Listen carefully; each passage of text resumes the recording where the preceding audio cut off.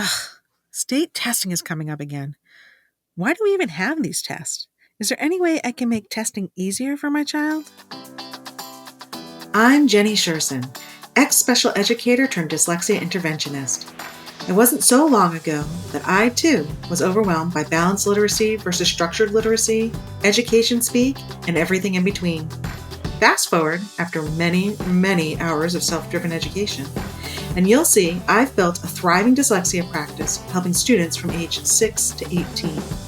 My specialties? Working with the quote-unquote difficult, almost always 2E, student, and breaking down the complexities of dyslexia into everyday language strategies and action steps. Before we dive in, have you heard? We have a good book section on our website. It's a new and growing feature.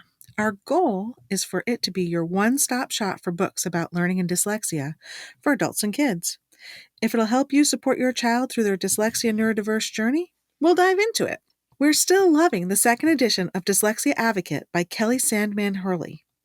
The original edition of this book was one of my all-time favorite resources to share with parents who recently had a child diagnosed with dyslexia. It contains an immense amount of dyslexia and IEP knowledge. I myself frequently refer back to it when I need to refresh my memory or I'm looking for a little clarity on a particular topic. If your child is dyslexic and you are navigating the public school systems, this book is a must-have. We've put a link to our Good Books page in the show notes below. Go ahead, hit pause, and bookmark the page for later. We'll wait for you. And be on the lookout. April's pick is only a few days away. Depending on where you live, standardized testing can be a mandatory misery your child must endure. As a former school testing coordinator, STC, I can honestly say this was my least favorite time of year. So much anxiety, disruptions, and missed class time, and that was just for me. For many students, especially those with dyslexia, it's even worse. The dyslexic child has spent the past year working super hard and has made many strides forward and is really feeling good about their progress, only to have it all crashing down when the mandatory testing results find their way home. In some cases, these scores even deny the child the right to be promoted to the next grade level. During testing weeks, and yes, it does take weeks to get one round of testing done, anxiety and stress fill the hallways, schedules are all a mess, and nobody knows exactly where they should be. So why do we even do this? A very simplified answer. In 2003, in the United States, the No Child Left Behind Act, NCLB, was passed. It required states to annually assess students' learning through standardized testing and report the test results on historically neglected groups, students with disabilities, English language learners, and low-income children. They needed to do all of this in order to be eligible for extra federal funding. NCLB also had a ridiculously ambitious goal of 100% proficiency by the 2013-2014 school year. Not realistic at all. This led to some states lowering standards so the test would become easier to pass, and drill and kill test prep came into the classroom. In 2015, the act was reauthorized for a third time and became the Every Student Succeeds Act, which made some modifications, but standardized testing remained in place. So, what is a standardized test? A standardized test is a test comprised of a specific set of questions that all students in the same grouping, in this case grade, take. The idea is that because all the questions are exactly the same when the results are analyzed, they can make comparisons between groups of students and see where more supports and resources are needed.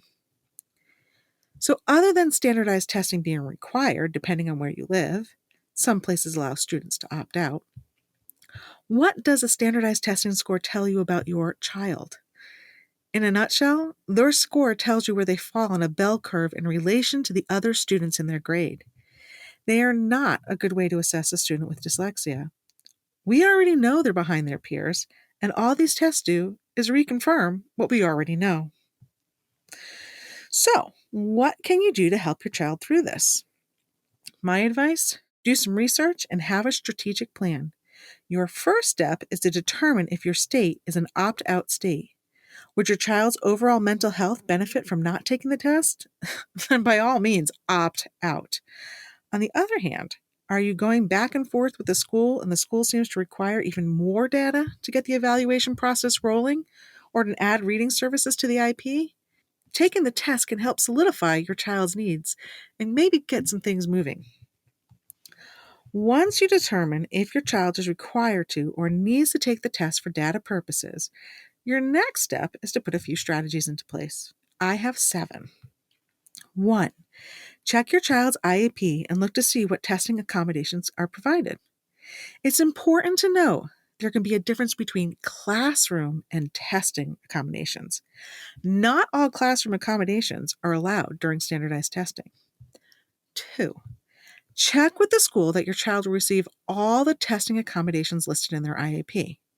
If not, why? Some IEPs state a reader will be provided, but many of the tests these days have an audio component built in that replaces the need for a reader. It just has to be turned on at the admin level. 3. Check with your child's teacher or case manager that your child has used and practiced the testing accommodations as they are presented in the test. For example, if there is an audio option, does your child know how to access and control it?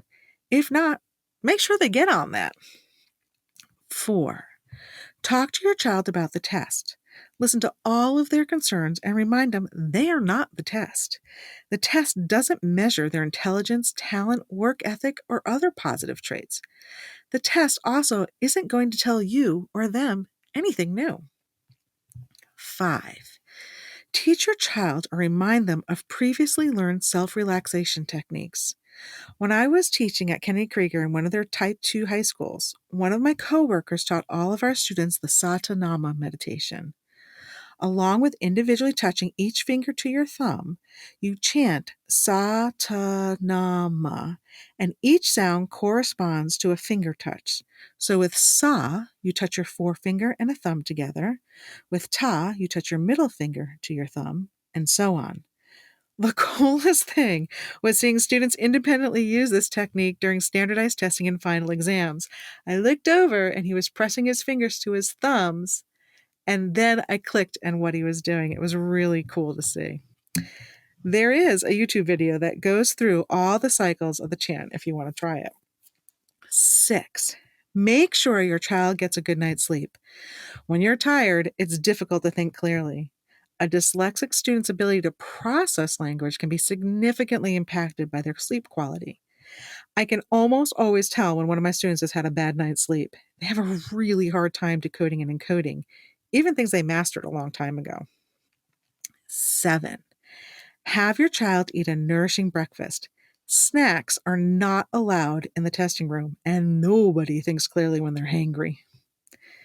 To wrap up, there are a few important things to keep in mind. If your child is receiving dyslexia tutoring, don't be surprised if their standardized testing scores remain low. You need to keep in mind they started behind and are usually grade levels below their peers. Standardized testing is assessing your child on grade level content, not content at their current skill level. This is why these tests are such self-esteem killers. If your child is making progress based on their personal baselines, then the tutoring is working. Finally, no single test can measure your child's overall reading proficiency. Many data points have to be analyzed and taken into account. If you have any further questions about standardized assessments and strategies for making it through this season, please feel free to sneak into my inbox. We'd also love your input. What would you like to hear from us in the future? Is there a topic we haven't covered yet you really want to learn more about? Or do you have a pressing need and you're really not sure how to handle it or move forward? Send us a DM on Instagram or drop us a line at Jennie, Jennie, at literacyuntangled.com. We can't wait to hear from you. Until next time, bye-bye. I hope you enjoyed this episode of Literacy Untangled. If you loved this episode as much as I did, head on over and rate and subscribe so you never miss an episode. If you want to continue the conversation or share your takeaways, head on over to our Instagram at Literacy Untangled and comment on your favorite part. I can't wait to hang out with you again soon. Bye!